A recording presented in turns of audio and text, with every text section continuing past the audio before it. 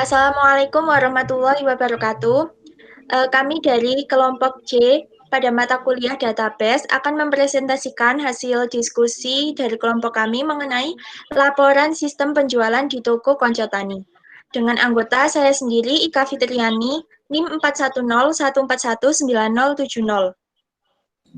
Dan saya Lely Nonggo, NIM 410141971. K. Saya Faisal Ginansyah Putra, NIM 410141983. Berikut ini adalah hasil diskusi dari kelompok kami. Yang pertama, mengenai latar belakang yang akan dijelaskan oleh Faisal Gilang Saputra. Saya persilahkan. Latar belakang.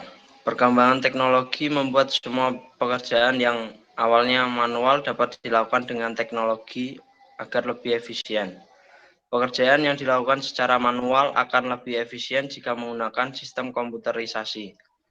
Sistem komputerisasi tersebut dapat membantu mempercepat menyelesaikan pekerjaan yang semula masih dilakukan secara manual.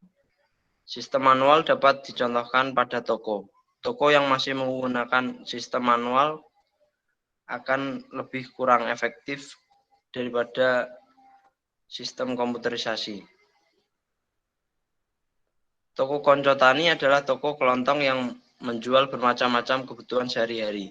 Toko Konco Tani merupakan salah satu toko yang proses jual belinya masih menggunakan sistem manual. Pada proses penjualan barang biasanya masih ditulis pada buku penjualan atau nota saja. Pada proses mengetahui stok, barang yang ada di gudang juga harus mengecek satu persatu. Oleh karena itu perlu dibuat sistem informasi untuk toko Konco Tani. Sistem dibuat agar mempercepat proses penyelesaian pekerjaan.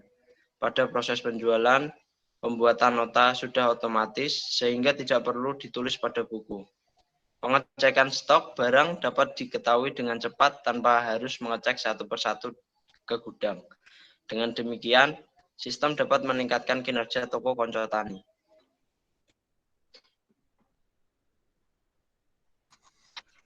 Kemudian perancangan sistem. Perancangan sistem ini ada 3. Yang pertama, identifikasi informasi data. Yang kedua, data flow diagram atau DFD. Dan yang ketiga, ada entity relationship diagram atau ERD. Untuk yang pertama, mengenai identifikasi informasi data, akan dijelaskan oleh Faisal Gilang Saputra. Baik, identifikasi informasi data. Yang pertama itu supplier. Supplier adalah penyuplai atau pemasok persediaan stok barang yang dibutuhkan oleh toko. Yang kedua, barang. Barang merupakan produk yang dijual oleh toko yang akan dibeli oleh customer. Yang ketiga, ada kasir. Kasir merupakan bagian yang mengurusi dan menyimpan hasil pembayaran dari penjualan dan pembelian dan menyimpan datanya yang kemudian akan dimasukkan ke dalam laporan keuangan toko. Yang keempat, customer. Customer merupakan pelanggan atau langganan yang akan membeli jasa yang ditawarkan oleh toko. Yang kelima, manajer. Manajer dalam hal ini adalah pemilik toko yang akan menerima semua laporan, baik data, pembelian, maupun penjualan.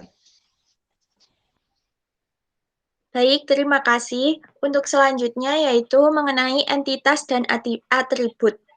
Pada laporan ini kami menggunakan entitas barang, barang masuk, retur, supplier, pembelian, dan penjualan. Di mana entitas barang ini memiliki atribut nama barang, banyak stok, diskon, masa berlaku, keterangan, kode barang, nama supplier, harga beli, harga jual, banyak masuk. Kemudian barang masuk memiliki atribut nama barang, tanggal masuk, jumlah, dan total. Kemudian retur dengan atribut tanggal retur, nama barang, dan jumlah. Kemudian supplier memiliki atribut nama supplier, nomor telepon, dan alamat. Pembelian memiliki atribut tanggal, nama barang, jumlah, dan total. Kemudian yang terakhir yaitu penjualan dengan atribut tanggal, nama barang, jumlah, total, dan nota. Selanjutnya mengenai DFD atau data flow diagram akan dijelaskan teman saya, Laili Makfiro. Saya persilahkan. Baik, terima kasih Ika. Untuk DFD atau data flow diagram, DFD adalah suatu langkah atau metode untuk membuat sebuah perancangan sistem yang mana berorientasi pada alur data yang bergerak ke sebuah sistem lainnya. DFD ini digunakan untuk menggambarkan proses-proses bisnis dalam berorganisasi dan menerangkan kaitan antara proses dengan data. Next. Berikut DFD level 0 yang akan dijelaskan lebih rinci pada DFD level 1. Next. DFD level 1 akan dijelaskan sebagai berikut. Supplier datang membawa barang order ke sistem. Hal yang dilakukan sistem adalah pendataan data. Dari sistem, data barang akan dibaca oleh berkas barang dan kasir akan menerima info stok barang. Lalu, dari berkas barang, data barang akan dibawa ke sistem laporan. Sedangkan kasir yang menerima info stok barang akan membawa data barang dibeli ke sistem penjualan. Kemudian, pada sistem penjualan ini akan menerima data barang dibeli dari customer dan membawa truk belanja ke customer. Setelah itu, data sistem penjualan akan dibaca oleh berkas penjualan. Kemudian diteruskan ke sistem selanjutnya, yaitu laporan dalam bentuk data laporan.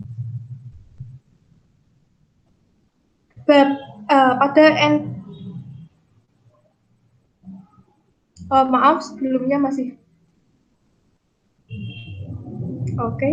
Pada entity supplier, penerima menerima data order barang dan data pembelian dari sistem pembelian. Yang dibawa data supplier ke sistem pendataan supplier. Dari sistem data akan dibawa oleh berkas supplier, kemudian data supplier dibawa ke sistem laporan. Pada sistem pembelian akan dibaca oleh satu, data barang masuk oleh berkas barang masuk. Kedua, data retur oleh berkas retur. Yang ketiga, data pembelian oleh berkas pembelian, kemudian data tersebut dilanjutkan ke sistem laporan. Yang terakhir itu data penjualan dan data pembelian, lalu data supplier dan data barang. Yang terjadi pada proses-proses tersebut akan diolah pada proses pelaporan dan menghasilkan laporan yang akan diterima oleh manajemen. Baik, itu penjelasan untuk di FD level 1. Saya kembalikan ke moderator. Baik, terima kasih.